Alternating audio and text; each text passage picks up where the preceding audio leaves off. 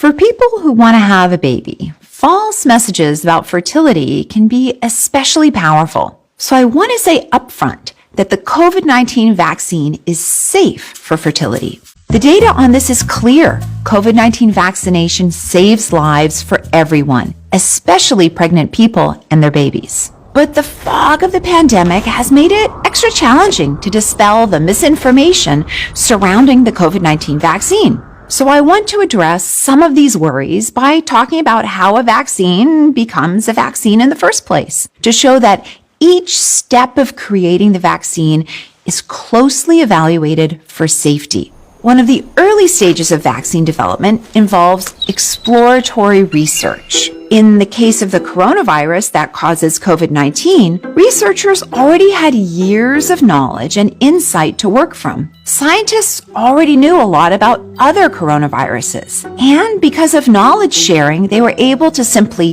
download the virus's genetic code off a website. They were also able to take advantage of the advances made in mRNA vaccine technology, which you might have heard about. While mRNA vaccines are new to the public, researchers have been studying and working with them for decades. I want to underscore this point. One worry about the vaccine is that it felt rushed. But while the COVID-19 vaccine was developed rapidly, its creation was based on decades of research. Once the exploratory stage is finished, researchers move on to the preclinical stage, where testing is done in petri dishes or on animals. The goal of preclinical tests is to see if the vaccine truly works on the pathogen, in this case, the virus that causes COVID-19, and also to test the safety of a vaccine. This is where researchers perform toxicity testing, using a dosage far greater than what they might use in humans to make sure it's safe. By testing on animals, they're able to see if vaccines have any impact on functions like the reproductive system. You might be surprised to learn that the chemical signaling that happens in a rat uterus is very similar to what happens in a human uterus. Here's what's important. Researchers don't move on from the preclinical testing phase until they prove that the vaccine is unlikely to harm anyone. This is a rigorous process that goes through FDA approval. Once the FDA approves, the next step is the clinical development or clinical trials, testing in humans, which is a 3-phase process. Phase 1 starts with a small group of people, usually less than 100 very healthy adults. By Phase 3, researchers are working with thousands or even tens of thousands of people. Because of the urgency of COVID-19, researchers save time by overlapping these phases, using early data from each phase to design for the next. In other words, no steps were skipped. Now, it's true that clinical trials for the COVID-19 vaccines didn't include pregnant people, and that's not unusual. Pregnant people are currently part of a protected class that typically aren't included in testing new vaccines or new drugs. I completely understand the worries around this.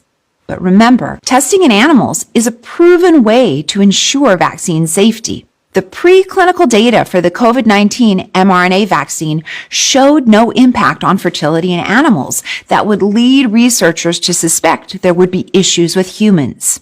Even after the vaccine has been approved by the FDA and made available to the public, there's still work to be done. These are called Phase 4 trials, where researchers and regulatory agencies track how the public responds to the vaccine long-term, monitoring side effects, collecting and analyzing data from a much wider population. And now we have even more data to reassure us about fertility. After the COVID-19 vaccine was rolled out, there were reports online of people experiencing irregular periods or changes in their menstrual cycle. This, understandably, made people nervous about a potential effect on fertility or an unknown effect of the vaccine. We didn't have any data about irregular menstrual cycles from clinical trials to point to, and that is problematic. But given the rush to get the data, it would have been hard to collect because people would have had to track cycles before the vaccine.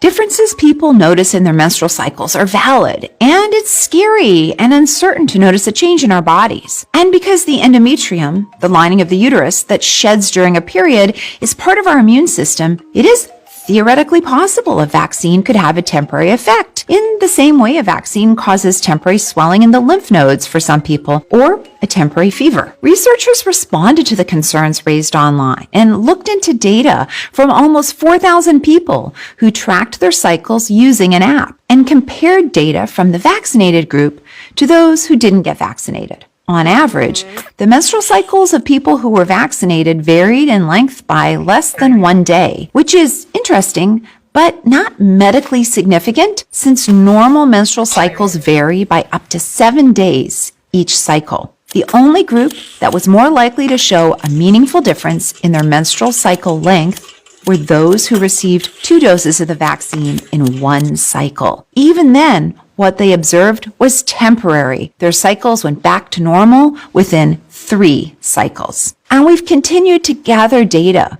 We now see the importance of vaccination for those who are pregnant, as the risk of mortality in pregnancy with COVID-19 is 1.6%. That's 22 times higher than the risk of mortality in pregnancy for those without COVID. And unvaccinated mothers and pregnant people who do get COVID-19 have a much higher chance of being admitted to the intensive care unit. We also now have data showing that infants from people vaccinated during pregnancy do have antibodies to help protect them from COVID-19.